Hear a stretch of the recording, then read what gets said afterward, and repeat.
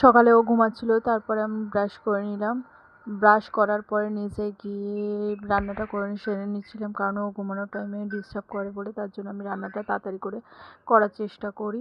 ভেন্ডি ভাজা করেছিলাম, ভেন্ডি ভাজা, তারপর ডাল সেদ্ধ বসিয়েছিলাম। এর মধ্যে রান্না কমপ্লিট হয়ে গেছে। ওর জন্য মাছের তরকারি, তার মধ্যে হচ্ছে আলু দিয়ে লইটা মাছের ঝাল, ভেন্ডি ভাজা করেছি, ডাল করেছি, মাছ ভেজেছি।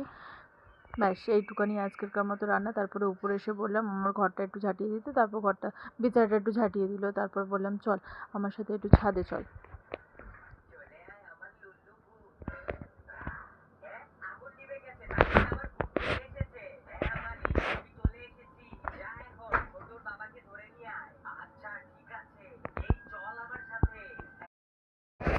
স্নান করার পর ওকে রেডি করিয়ে দিচ্ছি, টিপ পরিয়ে দিচ্ছি, কাজল পরিয়ে দিচ্ছি। কাজলটা ভেঙে গেছিলো বলে তার জন্য সমস্যা হচ্ছিলো।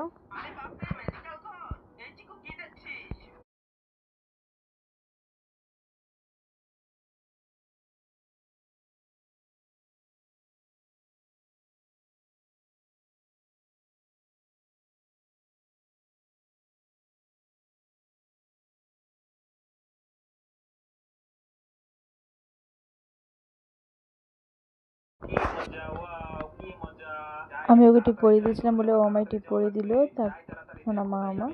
তারপর চলে গেলাম নিচে, নিচ থেকে ওকে খাবারটা নিয়ে এলাম, ভাত আর মাছের তরকারি নিয়ে এলাম, ঝটাপট ওকে খাইয়ে দিলাম। খাইয়ে দেওয়ার পরে একটু ঘুম পাড়িয়ে দিলাম। ঘুম পাড়ানোর পরে এটা হচ্ছে সন্ধ্যেবেলা একটুখানি, তারপর টিফিন খাইয়ে ওকে একটু লেখাপড়া করে নিল। তারপর একটু বাইরে ঘুরতে গেল, পাপা আমার সাথে, দুজনের সাথে ঘুরতে গেল। তারপর পাপা একটা আইসক্রিম কিনে দিয়েছিল, ও একা একা ওই আইসক্রিমটা ধরে ধরে বাড়ি অবধি নিয়ে এলো। নিয়ে আসার পরে ও তো খেলো না, একটুখানি খেয়ে আমাকে দিয়ে দিল। তারপর আমি পুরোটা খেয়ে নিয়েছি। তারপরে ও একটুখানি খেলাধুলা করলো। তারপরে বাকি তো আছে রাতের খাবার দাবার, এই অবধি আজকে।